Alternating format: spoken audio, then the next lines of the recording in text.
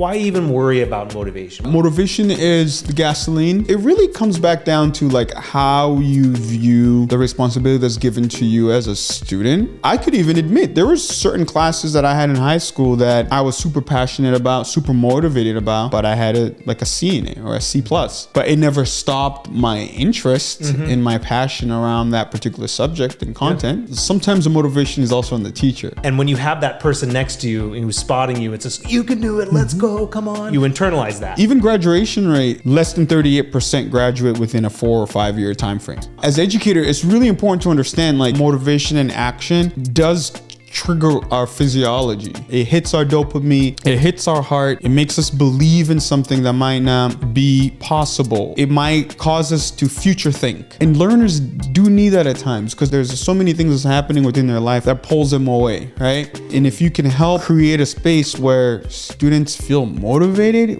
when they're in your classroom, come on, let's go. I mean, that's the whole point here, right? Welcome to the Learning Success Podcast brought to you by Deo Mwano Consultancy. My name is David. Hello, David. I'm Deo. I'm excited to be here today. Our goal is to support educators and drive student success. And today we are talking about a very important topic, which is motivation and what causes motivation within students, as well as educators, and methods of retaining motivation in our classrooms. Deo, we're halfway through second semester. And motivation is definitely running thin in students and teachers. Let's talk about what motivation is specifically in learning success and its role. Yeah, motivation is the gasoline. Motivation is the ignition. Motivation is everything. And I think for learners, it's really interesting because it really comes back down to like how you view the responsibility that's given to you as a student and the expectation that drives what you're pursuing to do in the classroom. You can have a very well-performing student who's not motivated. So it might be that their parents and their family dynamic, it's like, hey, you better do your schoolwork, right? So because of that repetition, they might not have any motivation, but because of the standard and expectation that's put in place, the structure that they have within their home, like they might even be doing it passively. Yeah. Or they might be doing it intentionally, but they don't have any motivation. There's no passion and motivation behind, but they're like, I just gotta get it done. Right. And they're killing it. Yeah. And you're like, so when you look at it on paper, you're like, wow, this is a motivated learner. Like they're so engaged and so committed. But you will also have students that are not motivated, that are coming from a deficit that then translates into their learning outcome. So they're not studying, they're not passing their homework, they're not even doing their homework, they're not reading the assignment. They might not even show up to the test. Or they might show up to the test and just, whatever. You can also have a very motivating student, but they have a learning gap, or they have a knowledge gap, and they're busting their butt. They're studying, they're staying up, they have their own color-coded note cards, but they're only getting a C. Yeah. Right?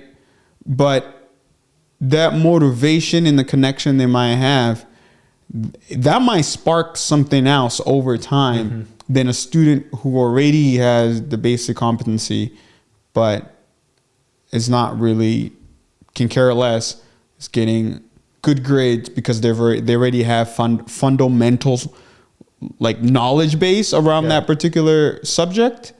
So I just wanted to touch on that. And I think that's why it's important to meet the learner where they are and think about them holistically, right? So as you're unpacking who they are and what's driving them, I could even admit there were certain classes that I had in high school that I was super passionate about, super motivated about, but I had a C in it or a C plus.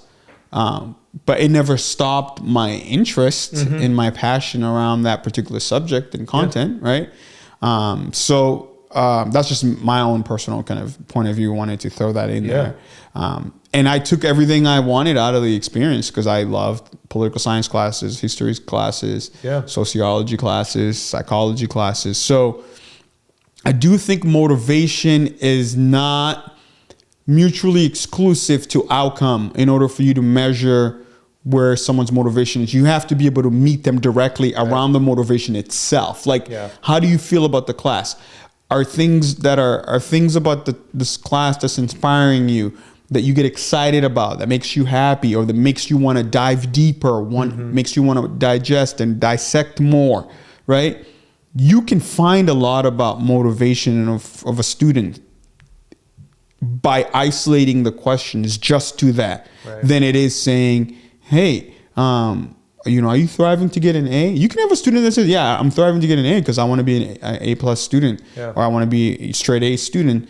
But I can care less about your class. Right. I don't really care about your class. I'm not really motivated in this class. Matter of fact, I'm actually bored in your class. Yeah. As you were speaking, I was thinking of students that I have had, specific students that I have had, and I'm sure educators, administrators listening were doing the same thing, of thinking of students who I had that, they would just devour any sort of content that I could give them, and yet as soon as it was done, they just sort of went on and did something else, or went to their phones or whatever. And then the opposite of that, where I had students that time and time again had this internal motivation to just kind of keep succeeding, and yet, they had this drive that was just unmatched, and yet they were just having trouble meeting that objective, whatever that might be. I think that's really important for us to talk about when we kind of set the stage for motivation. And I just wanted to say, sometimes the motivation is also on the teacher.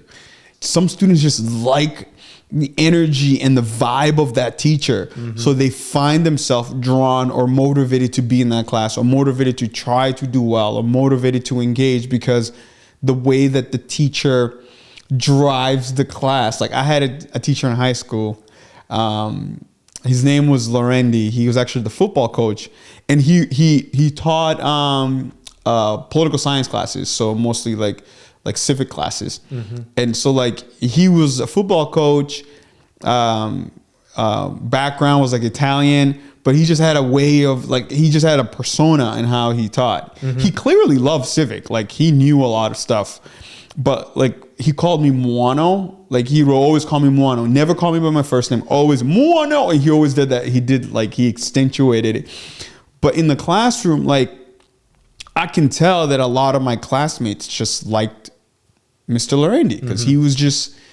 Lorendi, you know? Like, but he never if you messed around, he put you in your place real quick. Yeah.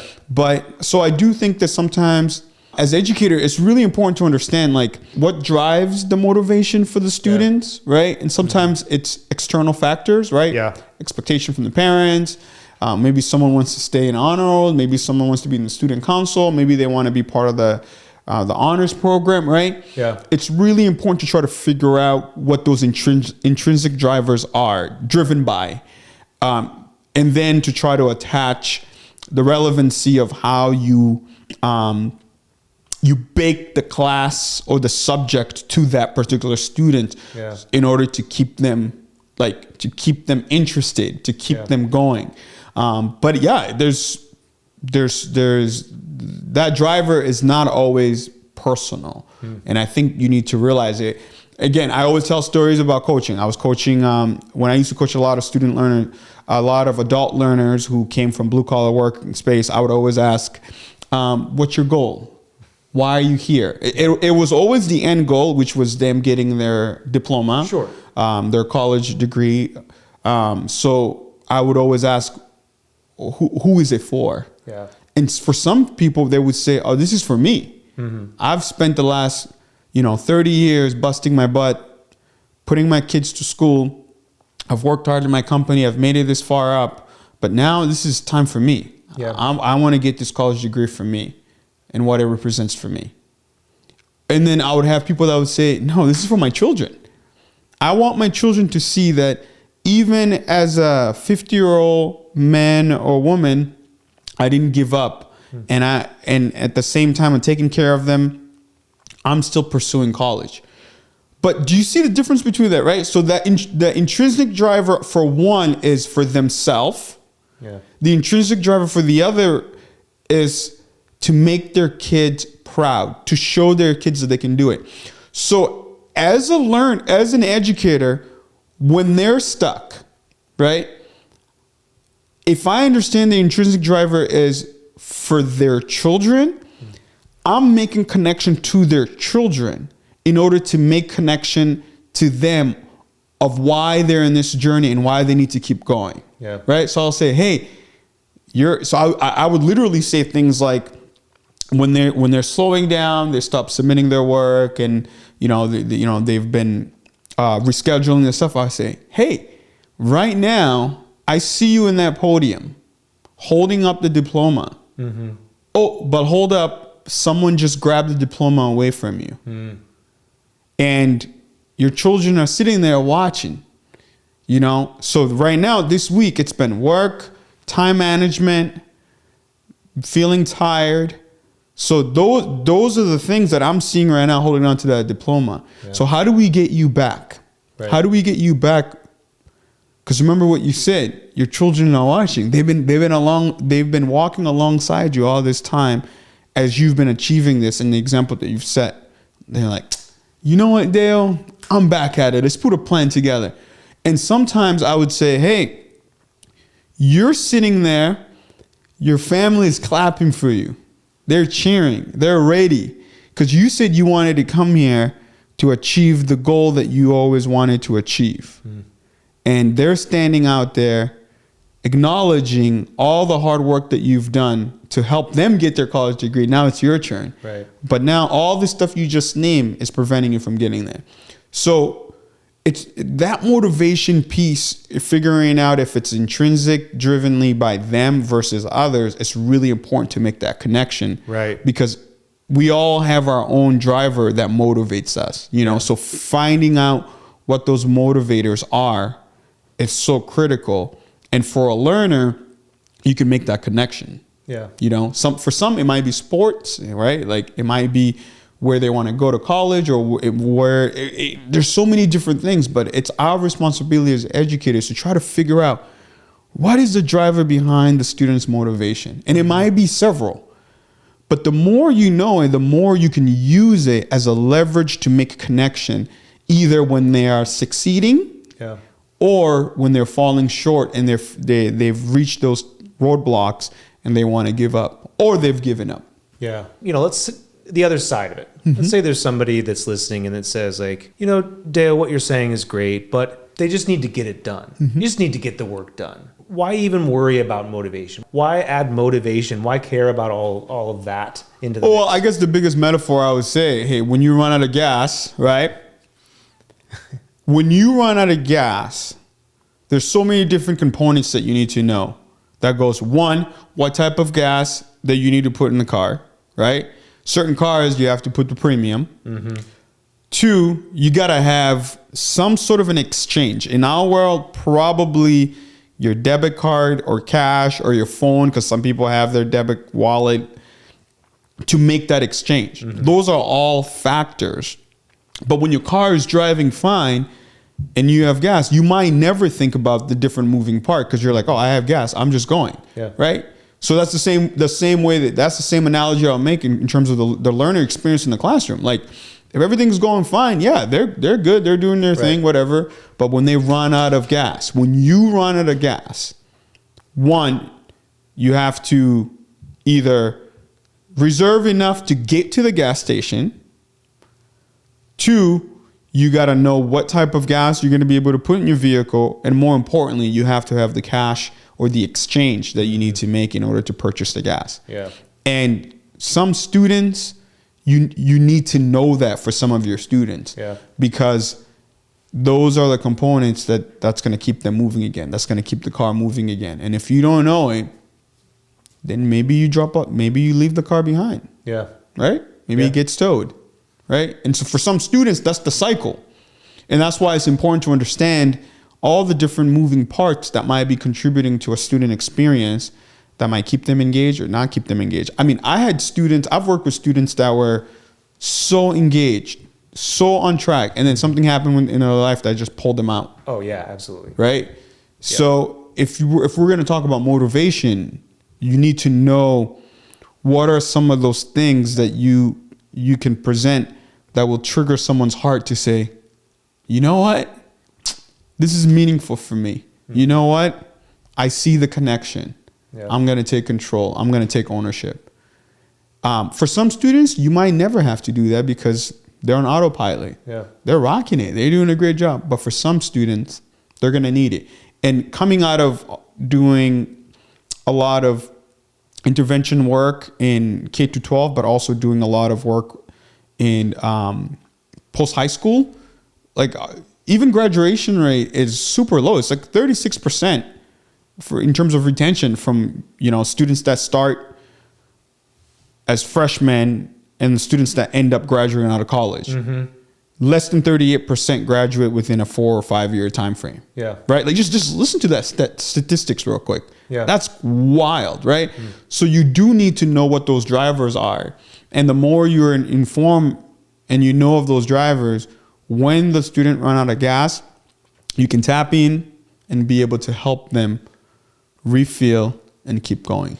Yeah, and it almost sounds like what you were saying just now, and then when you were talking about coaching adult learners, is like you're almost just really animating that for the student, of just bringing that to life, because it's like, the wind has gone out of the sails, the gas is gone. And so kind of being there, be like, remember this was, remember what your fuel was, remember how that was there, just kind of bringing that back to the forefront of students, because it's just kind of, it seems like it's, whatever the motivation has gone to the side, and that sort of, stagnancy is just kind of set in. So it's just like, I don't really know what to do next. And motivation outside of the word, but motivation and action does trigger our physiology. Like it hits our dopamine, it hits our brain, it hits our heart. Mm-hmm. It causes us to feel something. Yeah. It makes us believe in something that might not be possible, or something that requires faith, aspiration. It might cause us to future think, right? If we see the future, we actualize the future, we believe in the possibility, right? Yeah. Motivation does a lot of those moving parts, and learners do need that at times, because there's certain things, there's so many things that's happening within their life that pulls them away, right? Yeah. And if you can help create a space where students feel motivated when they're in your classroom, come on, let's go. I mean, that's the whole point here, right? Exactly. I'm just thinking of a few analogies in my head. My brain's just like lighting up at all these examples, but I'm just thinking of like, one I'm thinking of is like, I'm a musician and playing in an orchestra. I mean, the music that's in front of you, right? You've practiced the music, it. And yet still the conductor in front of you, and just waiting for that crescendo or whatever it might be. And you're just that motivation of seeing that, like, yes, it's just like that. It's just like right in front of you. Whereas if that wasn't there, it might just be, or the other analogy I was thinking was, when I was in high school, I had a weightlifting class and love lifting weights. And when you have that person next to you who's spotting you, it's just, you can do it. Let's go. Come on. You internalize that. And it's like, you can do it. You're lifting the same amount of weights. That hasn't changed, but yet that motivation inside of you, that fuel has really, it really increases what you're really capable of doing. Well, what would you say then for someone who does, the teacher that you had in high school, someone who's like, man, I wish I had that. I wish I could be an educator who had that sort of, are there things that educators can do to increase that motivation in students to become that sort of like personality? Or is it just sort of like, whatever my personality is, I kind of just go with it? And I mean, what does that look like for someone who wants to increase the amount of motivation that they want to give students? Yeah, I think it's a really hard thing sometimes, because teachers have a lot of autonomy in what happens within their classroom for the most part. And in result of that, they drive a lot of the experience based on whatever limitation and standards that they've defined is supposed to be. But there's aspect of that on the receiving end, which is the experience of the students that requires sometimes for the teacher to be something different than their natural thing. Right. Because like, let's say if you're a very like mellow person and that's you, right? That's respectfully. But there's times where students need a little jolt, right? Yeah. They need a little excitement. They need a little bit of energy, right? A little inspiration. So at times you might need to wear that inspirational hat, right? And if it's not a natural thing that's out of your character, then you got to find it. And you're not doing it for you. You're doing it for those who are on the receiving end to feel that. And so I do have to say, it's a mind shift. It's a mindset shift where some teachers need to realize that they need to wear a different shoe at times. They need to show up in a way that's different than their natural being at times. Yeah. It's not for the sake of them. It's for the sake of those who are on the receiving end. Because once you start identifying the different factors that motivates, that excites students, then you have to figure out, how do I show up in a way that it represents that or it showcases that? Yeah. And it's really hard because those things are not measured. When you look at a performance evaluation of a teacher, you might read things like someone who it inspires, someone who students feels that they can respect, someone who students feels that you have subject matter expertise, right? But when you start like looking at like what does it look like in action for things like even respect, even like motivating and inspiring, right? Like it's like, to what level does that mean? Does it just mean you're regurgitating text through a lecture and that's good enough? Or does that mean that you take the information and you figure out how it's relevant and which way, different ways that you can present it that can ignite excitement, right? Yeah. Like, and then does it get evaluated, right? Like literally, I don't know if I've ever seen in a performance review of a professor or a teacher that says, improve your energy in order to inspire students to feel more energized about the experience and the expectation. I remember one time I was teaching, I had this first accredited, it was half theory and half practical class at a college. It was a dance class, and we looked at the theory of movement, but we also experimented. And so like part of my class in the beginning, I just set the standard. I said, hey, there's going to be times you might say things that I disagree with, as long as you're referring it back to the context of the material. I'm completely fine with it because I don't have any emotional connection to the movement or anything we're going to be doing. And then I had to create the space to demonstrate it to the students, right? And so things like laughter, right? Like I'm laughing, I'm smiling, I am, being goofy at times, and like some of those behaviors became contagious to the students, and it also demonstrated to them that they can be that. Yeah, I know it's different when you're teaching an art class, creative art class, movement in a college setting, right? But even that required some vulnerability on my end for me to be like, okay, in order for me to showcase what I want the students to take out of this semester, I need to be able to demonstrate it. Yeah. So I do think that it's really important as teachers to really figure out that there's aspect of you that might be at your house or at your friends, with your friends, that might be counterintuitive to what type of energy these students need, right, in order for them to feel inspired, motivated, right?